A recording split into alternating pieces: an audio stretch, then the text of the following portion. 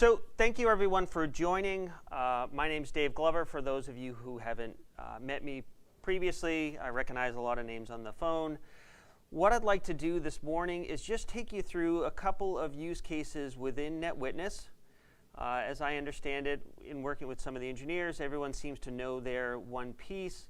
However, when the product completely comes together, there may not be quite of an understanding how the customers use all the aspects within the product. What I'm going to be covering here will start within the respond module, and we'll walk through a couple of incidents, start to finish, and how the product really helps our customers. Okay? What I will not be covering today is dashboards and reports and so forth, but know that it is a main entry point for many of our customers. When they first log into the UI, they have their dashboards set up, and that's where they start. So dashboards are very, very important to a very large number of our customer base. That being said, let's walk into the respond module here. The way I'd like to walk you through this is the way I'd walk through any prospect within the NetWitness realm that we're going to be talking to. So although many of you know the product inside and out, this will be a refresher for you, and then just hear how we talk about the product to customers. So, okay, that being said, let's go ahead and start. The first one I like to walk through is this multiple suspicious IP addresses for 192.168.60.65. The reason why is when we talk about NetWitness and the pervasive visibility that NetWitness provides, how do we tie this all together to show what the product can do across all the mediums of which we collect? So if we go ahead and jump into this incident, what we have here is the ability of the product to detect many unique alerts that have triggered but are based upon a common theme. So what do I mean by that? We have a bunch of alerts that were triggered off. There are ones that were detected using the C2 module, or the command and control module. And what we see is that there was an alert that was triggered for beaconing. Okay? And if we walk through the storyline here, what happened here is obviously the machine was beaconing out, and then we can start walking through what it started doing after that. So what we start to see here is that after the machine starts beaconing, it apparently must have gotten some commands. So what we see is an alert that got triggered for abnormal net flow traffic. Now, what we are looking at here is this host, the one in the largest green bubble of 192.168.60.65, is starting to scan an entire subnet. And the reason why this alert got triggered is there are rules within this system looking for connections from any host internally to other hosts internally of more than 30 or 40 times. So if we look at the way that most environments work, we have, say, my laptop here or my desktop. I will communicate with a couple of file servers, mail servers, proxy, and then out to the internet I go. It's very rare for me to try to communicate to more than 20, 30, or 40 hosts within my own network. Never mind the fact that these are actually sequential, so I'm starting to scan the network to enumerate what types of devices there are. So in this case, we're looking for Windows types events as we're trying to connect to port 445, which is the Active Directory port. Then what we see here is they're starting to try to guess passwords. So they've enumerated the network, and they've pretty much tried to figure out which are Windows machines, which are Linux machines. And now what they're doing is they're starting to walk through a bunch of Linux machines. So we see another rule that got triggered, which is brute force password guessing. So they're starting to walk through all the Linux machines trying the root usernames. From there, we then start to see them moving on to the Windows side. So they're starting to try the administrator user account, and again, trying to hit a bunch of these different machines. Where NetWitness tries to help out the analyst is by giving them context throughout this investigation, or throughout just walking through the timeline here. For example, we have this administrator user account. We could go ahead here and click on View Context. When we do this, the pane will slide over from the right, and I'll be able to dive in a little bit more on this user account. So this is an Active Directory user account. Now obviously it's administrator, so that user belongs to many high-level groups. But in the case of other users that may be triggering off some of these alerts, it allows me to, right through the NetWitness UI, go ahead and see what Active Directory knows about that user. Again, we can see which groups that they belong to. We can see who they are, what their account is, and when their last login, and so forth, so on. What this does is this prevents me from having to go to another console to actually look at this information. In addition to the information that I see here from an Active Directory enrichment, I can also see, hey, what other incidents is this user involved in? What other alerts has this user been triggered and been part of? So these are just a few things that we provide to help out the analyst to see exactly what's going on. So if we continue to walk down through here, so we know that, so what do we know so far? Just within this UI, without having to look at any other consoles, without having to go to any other mouse clicks or anything, we know that the address or the machine of 6065 was beaconing. That was picked up by the NetWitness Command and Control Data Science module. We then know that that user or machine started scanning the network, trying to enumerate whether machines are Windows or Unix and what their function is. Then they started trying to walk through logging into a bunch of Linux machines and then Windows machines as well. So just up to this point, we know that this is very suspicious behavior. There's something definitely wrong with this host. So let's continue on and walk through a little bit more. So now we have our Windows management alerts that got triggered. And we can see now that administrator was able to log into DC Corp 1 and able to create a Bob Superuser account. With the Active Directory enrichment, we would be able to drive into this Bob Superuser account and see exactly what privileges Bob was given as well. From there, Bob then goes ahead and logs into my SQL server and then executes a few SQL commands. I'm not going to drill into those, but this is what's going on here. And then after that, what ends up happening? Bob, or administrator, ends up deleting the Bob Superuser account. And then from there, communicates with another host, which is the one that is used to exfil the data.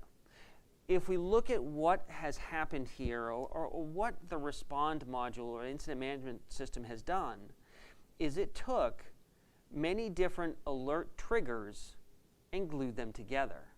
Glued them together because there was a common thread or a common theme to all of those alerts, which was that 192.168.60.65.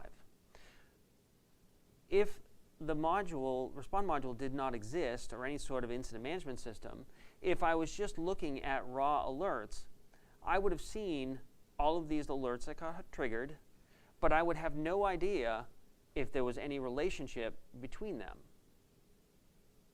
So what we've done is bring together many disparate alerts from different mediums into a single incident to help the analyst out to show them what's going on. Now from here, we could actually drill into the endpoint of that main address, the 6065, to see exactly which modules it was that were downloaded and which modules were trying to communicate to exfil this data, all from within the NetWitness UI. So let's move on to another incident. So this incident is very, very good for cross-medium types of correlations. And I explained that the Respond module is really a correlation of correlations, because each of the alerts that got triggered were correlation rules.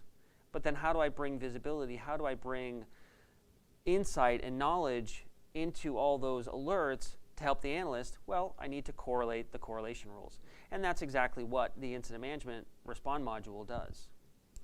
So let's move on to another incident, which is a little bit different, still helping the analyst out, which is now a web shells were detected. Now, in both the incident 25 and the incident 19 that we're working on now, these were driven off of correlation rules that were written in the ESA module. So these are knowledge that was downloaded from live and installed within the product, or that was built from the analyst or the content development teams on site with the customers.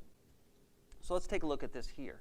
So there's been some possible web shells that were detected going from these particular IP addresses to this host. Well, if we drill in here a little bit more, we can then go ahead and see all of the information, all of the meta that got teased out from those sessions.